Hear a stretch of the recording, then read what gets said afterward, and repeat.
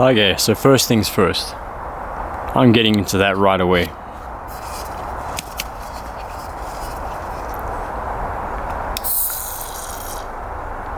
Ooh, wow, smell from there.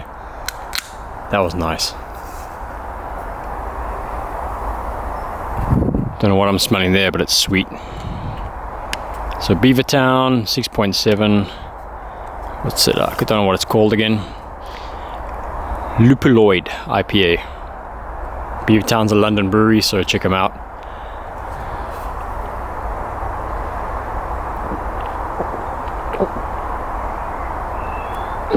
Oh, check that out. Damn, that's good. That is...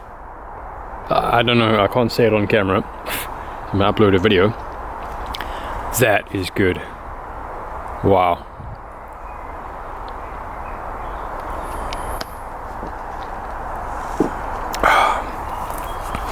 Man. Okay. French 24-hour ration. It's a Monday night, and I'm doing a wild camp. So I'm back in the ancient woodland. I haven't camped inside here for quite a while. I've done 2 camps recently on the outside. One was with my family, one was a solo, and they both went really well. Obviously it's a Monday night. It's just 5:30 in the evening.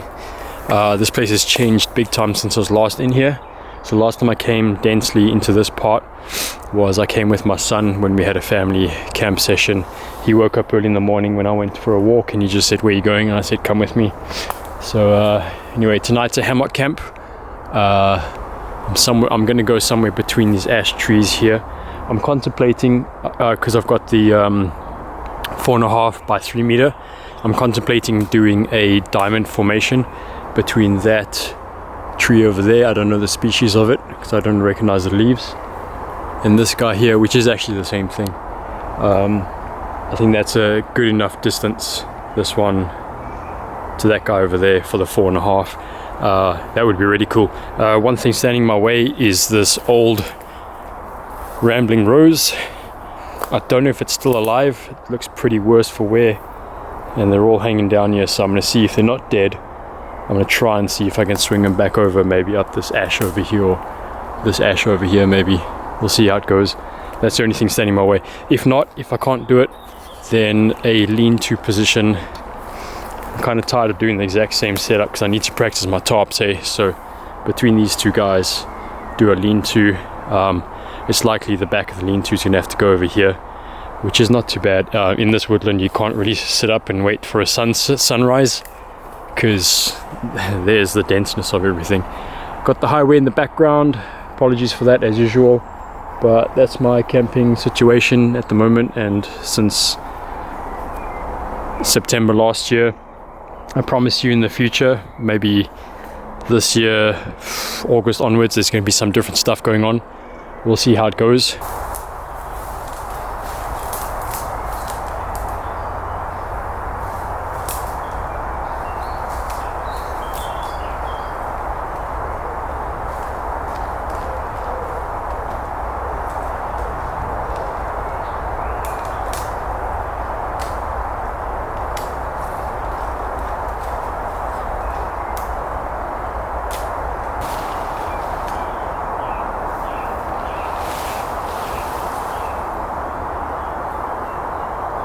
Okay, so I've changed all that. I've now gone to the lean-to position. Just the measurements weren't right. I was having a hard time getting the hammock up. The distance between those 2 trees is quite far. I tried, because my ridgeline is a 10-meter one, and I have used the end of my ridgeline to tie the end of my hammock up, and I used both tree straps on the other tree. That worked on my just most recent wild camp. This time around it just stretched too much, and I was like sagging on the floor. So let's just get on with this, and we need to get into the lunch. Here's to Beavertown Lupuloid IPA. It got me through this. Even if you don't like beer, you will like this, trust me. If you don't, I don't know what to do with you, man or woman. I'm gonna be trying something new out tonight. I got my typical 5mm silver lined or foil lined roll mat. What I've done is I've cut it kind of in the shape of a skim board or something, and that's going to be inside the hammock. And I reckon it's going to work pretty well. I'm probably going to have the silver side down. I don't know, I'll see, because I don't want to slide too much. I mean, either way there's the silver side, so it's going to make you slide, but I've cut both ends like that. So we'll see if it helps with the insulation. This hammock does not have an envelope at the bottom, so I'm going to throw that inside and just see how it goes. I'm going to have this with my sleeping bag. Yeah, this is the Adventurer 200 Euro hike. It's only a 2-season.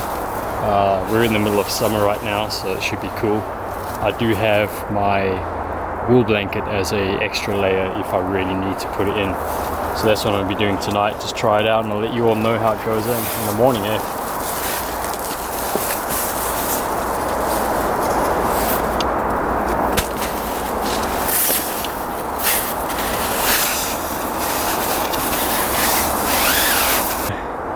Got my ground sheet there, chair, water, a couple pieces of wood, other rigging equipment. I've already hung my my stuff sack, my old stuff sack over here, and that I like to use that for everything that's for the D-rig tomorrow. So, you know, all the, just everything. The sleeping bag stuff sack will go in there, all stuff that I don't really need during the night, in one bag, sorted. Essentials can go in the hanging pocket, which comes with this this hammock over here, chair. Beer needs to finish. Woo! Sun's popped out.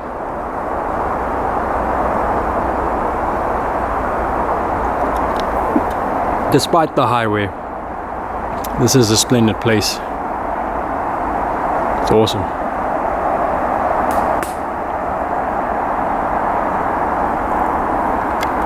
Bike's in position, all that stuff. Bag needs to be put up. Get into the MRE pretty soon. It's the French one. It's going to be pretty tasty.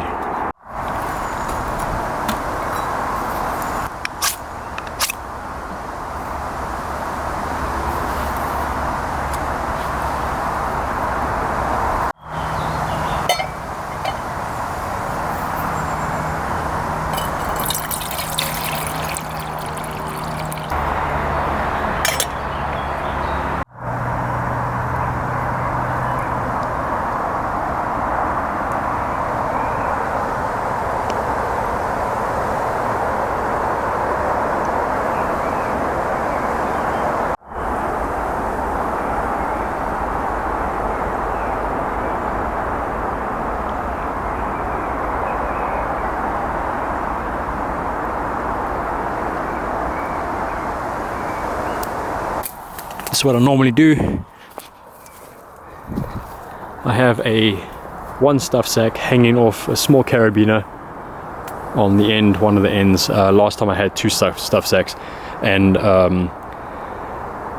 he just put everything in here. So this stuff sack is everything that I'm not going to use till tomorrow morning when I de-rig camp and I go home. So all things like the top bag, the bag for pegs, guy lines, my stuff sack for my sleeping bag, those kind of things in there. Bike and other junk.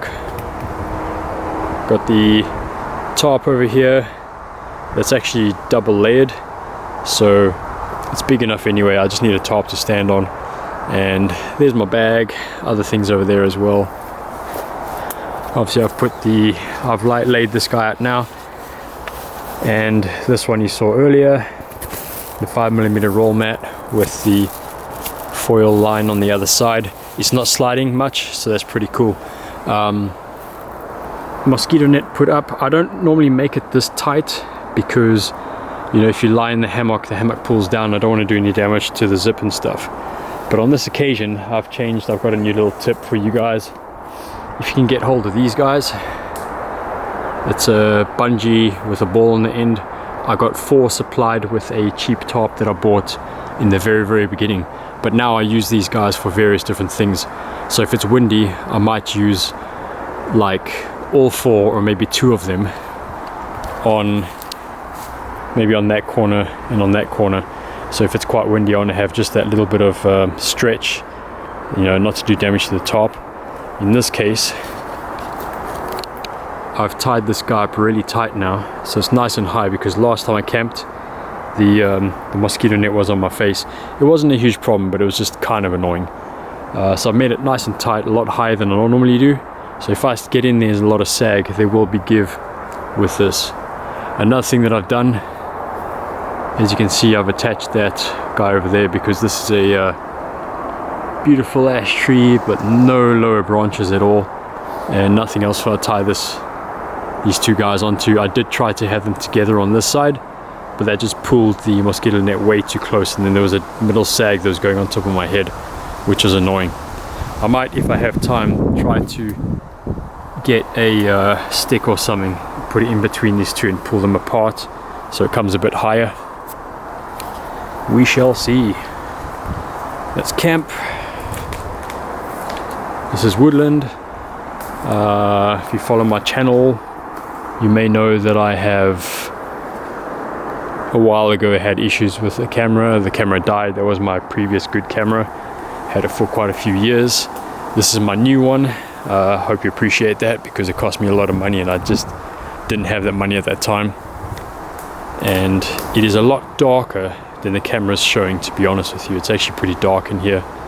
The camera's picking up on the light much better than my eyes are. Although the camera is 30-something years younger than me. This is the ancient woodland which I discovered last year, I think possibly October, possibly November, and then I camped in it in November. That time of year when you arrive in a place like this, it's ultra dark, super spooky, and wow, there's a lot of stuff broken down here. Anyway, this is where I camped the first time. Just under this, I think it's a willow here, under this willow over here. It was like the best location I could find, and it was really dark when I came in here. Wow, it's nice and dense. Lots of stuff had fallen down. Like that had not collapsed last time. A bit of it was, but not all that stuff over there. It's nice with all this willow in here. It's still quite open sky. Whereas when I first came in here and I saw how dense it was, and obviously it was winter time, so everything had fallen down, all the leaves had fallen down and stuff. And I honestly thought, like, this place must be so dark and spooky, but it's actually quite nice. And obviously when I camped in here November, December, it seemed dark because the angle of the sun being behind all the brush and everything. But it's pretty awesome in here. This is where I filmed the Show Me Your Steak Challenge number 2. I kind of had my little setup over here. It just seems so different because of all the grass and all the nettles and everything coming up. It's an awesome place, nice and dense. What a good place to hide. What was that dude's name? Raoul Moat. A few years back. 2011, 2010 or something. This is the kind of place that guy should go, eh? Or people like him. It was awesome in here. Sadly this year I was hoping that this year would be my year for mushrooms. I've only kind of recently gotten into trying to identify mushrooms and other fungi, and I was really hoping May, June time to just catch, you know, whatever I can catch. And everywhere I've gone it's just been so dry. Everywhere I've gone I've just not found anything. It's quite sad.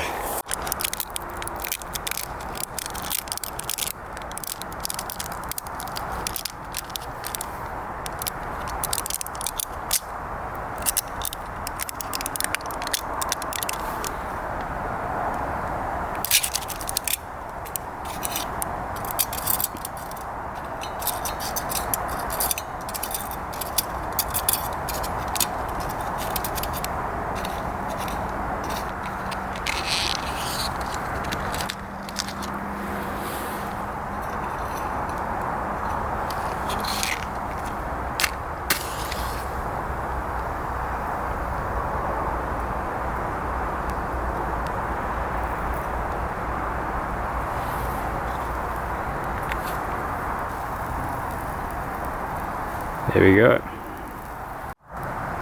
So there's the handle. I think you bend it this way. You have that guy over there. And what, in theory, is you just put it like that, and there you go.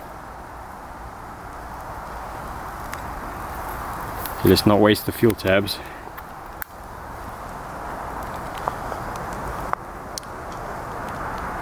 Ooh, that looks good.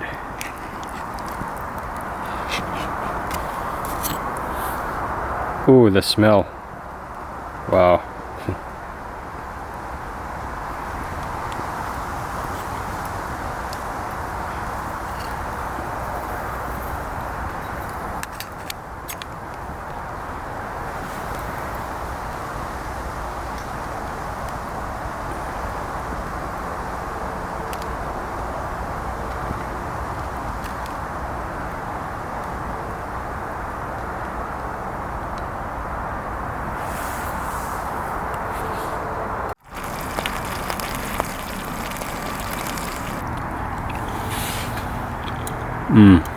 That is nice. The tomato is quite bold.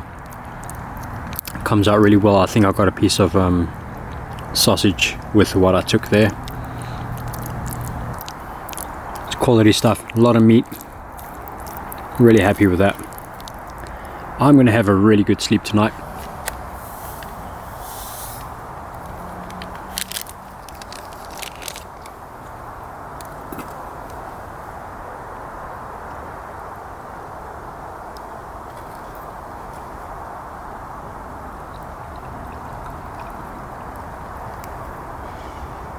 Smells good.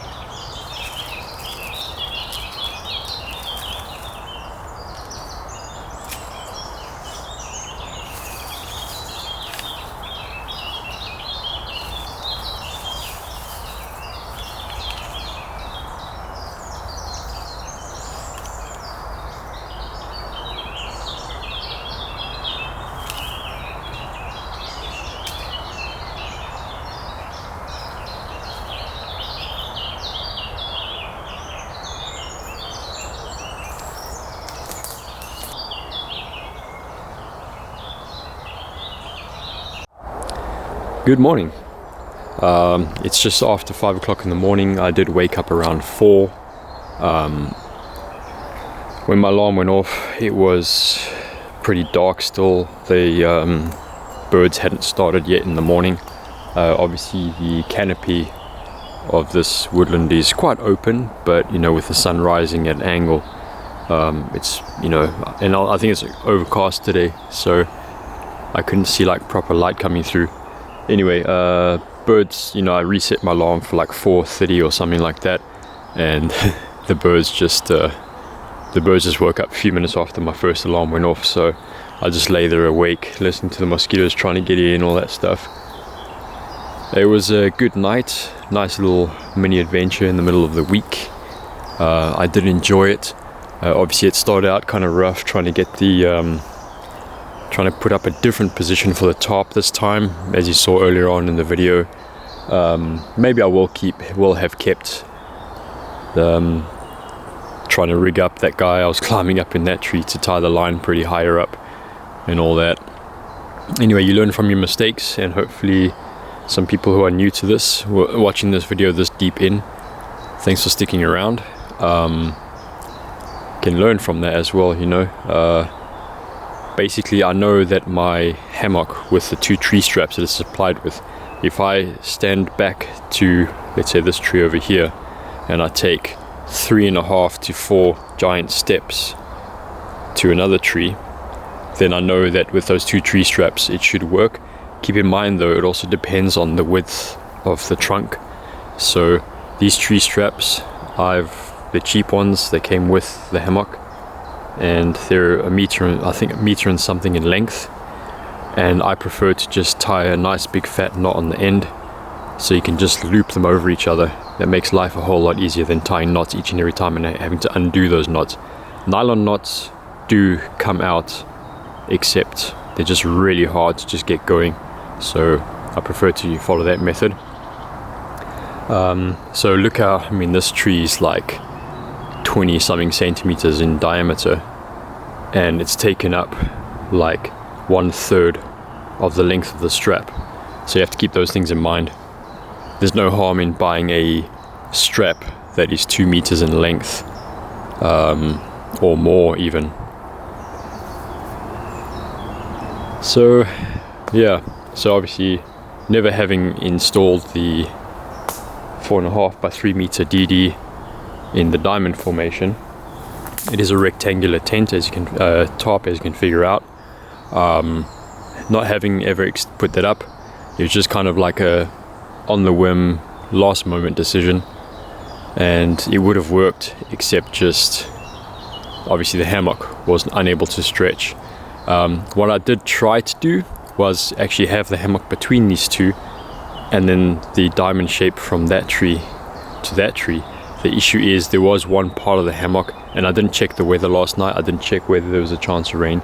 Obviously nothing happened, but there was quite a big section of the hammock that was going to be exposed, and I am worried obviously about the rain running down and then wetting the underside of the hammock, which would have completely ruined this camping session. And you wouldn't want to do that on a midweek wild camp session when you got to get up super early and to go to work. You definitely don't want to be, waking up all annoyed at 4 o'clock or 3 o'clock or whatever and going, like, well, I better pack up and go home. That would just ruin your next day at work pretty much. Good experience, learn from your mistakes, but something I'd rather avoid, and I'm sure most of you would as well.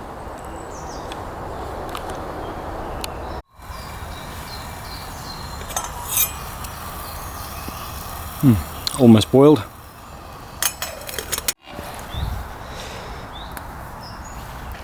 Nice, so after such a sweet breakfast, that French coffee with slightly less sugar than what I normally put with it is going down really, really well. So regarding my sleep, I do consider this to have been a very good and successful little mission.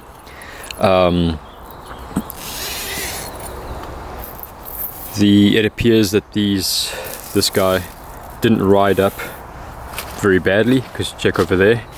So confirmed, if you buy these, I think this is from Tesco, 5mm roll mat, which has the aluminium one side, and you cut it into like a old school surfboard or a skimboard shape, like that, so it's not all square top, which is quite annoying because they stick over and they stick into your face and stuff. Then it's alright. They do fold up in the middle, obviously. They kind of do that when you're lying in them, but you should not feel that at all. This two-season sleeping bag, I do not know what last night's temperatures were, so I can't go and tell you all my specs. I slept in some long pants or trousers, if you want to call them that. There you go. They're quite thin cotton. Because I'm only wearing a vest, I did wear my my Ridgeline hooded top,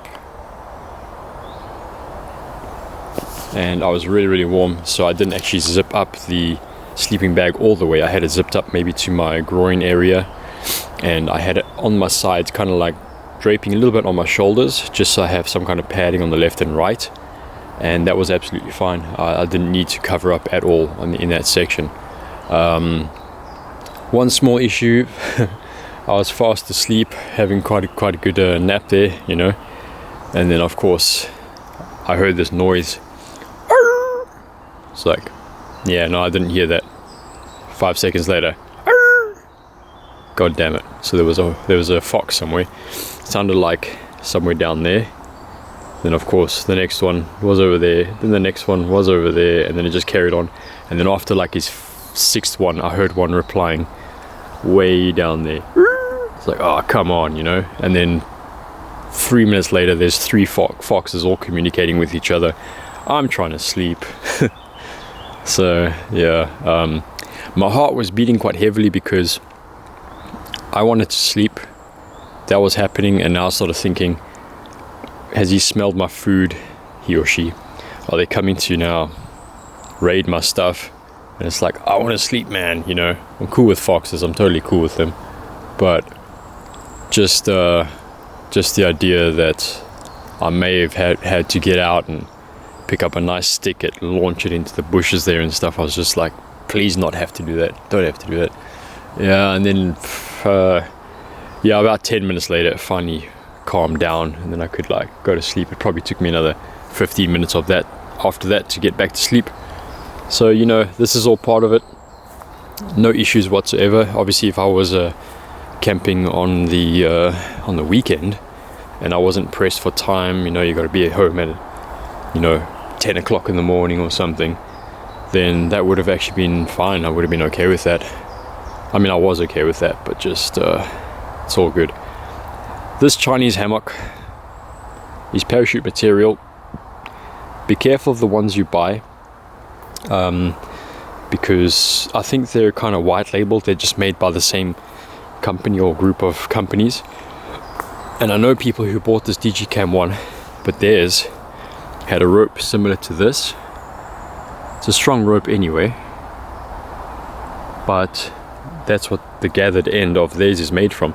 So it's like a loop of rope coming out with the rope wrapped around and just tied in a knot, whereas I've got the nylon stuff, the same nylon stuff I have for the tree strap. I've got that stuff on the gathered end, and that's just so much better. I've seen the ones, because actually, and it's parachute material, it was like 17 pounds with delivery from China, and only took roughly 2 weeks. Might have even only taken 10 days, to be honest with you. I consider it an extremely high quality product, and there's no need for me to buy anything of a higher quality anytime in the future, anytime in the near future. I will probably at some point, but this one is absolutely good for what I need it for. So I have seen this exact digicam with the exact same mosquito net and the same guy lines or ridge lines for the net, the same tree straps, the same carabiners, but it came with the rope, and I highly recommend to try and get this one. I have found a seller online who shows a picture of this as well. So they actually show this particular section in one of their photos, so definitely try and find that one, and if you want, buy that one as your first hammock. It's really good.